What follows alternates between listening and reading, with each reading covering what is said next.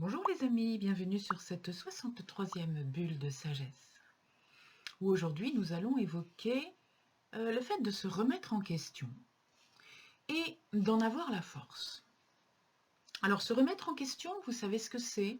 C'est accepter de peut-être ne pas avoir raison. Accepter que la façon dont on considère quelque chose ne soit pas obligatoirement la bonne. Donc se remettre en question, ça veut dire accepter de se poser cette question-là. Est-ce que j'ai raison? Est-ce que ce que je pense, c'est ce qui est juste ou est-ce que ça ne l'est pas? Est-ce que ce que l'on est en train de me dire, est-ce que l'autre version qu'on est en train de me proposer ne serait pas acceptable par hasard? Ça, c'est se remettre en question. Et si j'ai intitulé ma bulle Avoir la force de se remettre en question, eh bien, vous l'avez deviné, c'est parce que se remettre en question, ça exige une force.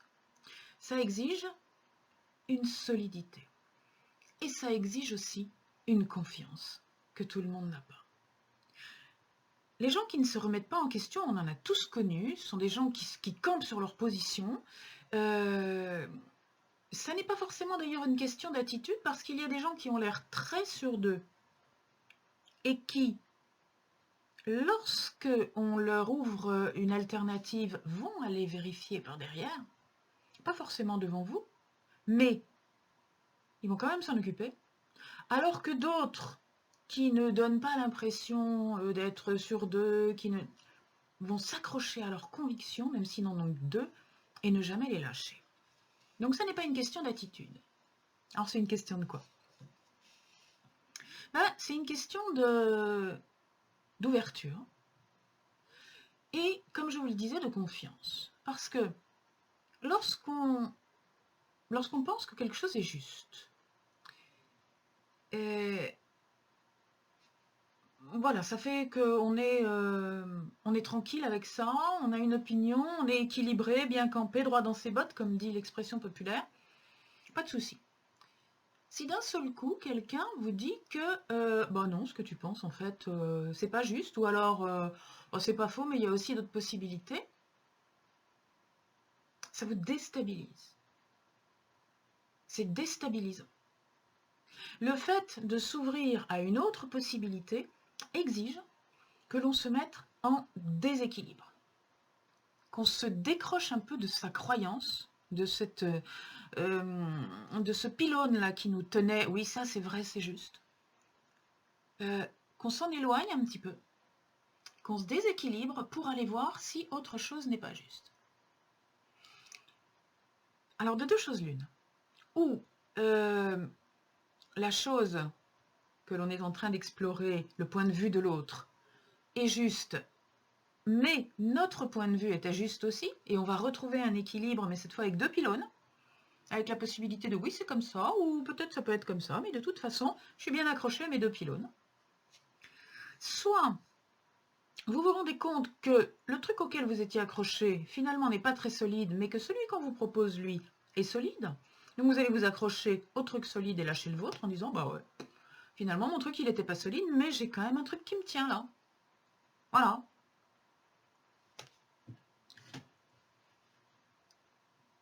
D'un côté comme de l'autre, vous vous êtes mis en déséquilibre. Et puis vous avez retrouvé un équilibre et une solidité et tout va bien. Mais pour vous mettre en déséquilibre, il a fallu une certaine confiance. Il a fallu une certaine force, un certain courage presque. Allez, j'y vais, je lâche mon pylône et je vais explorer celui de l'autre. Si celui de l'autre n'est pas solide, eh ben je vais revenir en arrière sur mes sables mouvants pour me raccrocher au mien. Si celui de l'autre est solide, peut-être que je vais changer d'endroit, de plateforme. Peut-être que je vais changer quelque chose à ma vie à cause de ça. Peut-être que je vais modifier plein de trucs. Ouais. Ça demande de la force. Ça demande de la confiance en soi. La confiance en soi, de se dire par exemple, bah, si ce que je pensais jusqu'à maintenant est faux, je ne vais pas me juger. Je vais me dire que j'ai cru que c'était juste, et que maintenant que j'ai trouvé que ça ne l'était plus, j'ai eu le courage de lâcher quelque chose qui n'était plus juste pour aller vers plus de justesse. Donc je vais me féliciter, je vais m'admirer, je ne vais pas me juger, avoir honte de moi, ni me sentir coupable. Celui qui n'a pas cette force-là,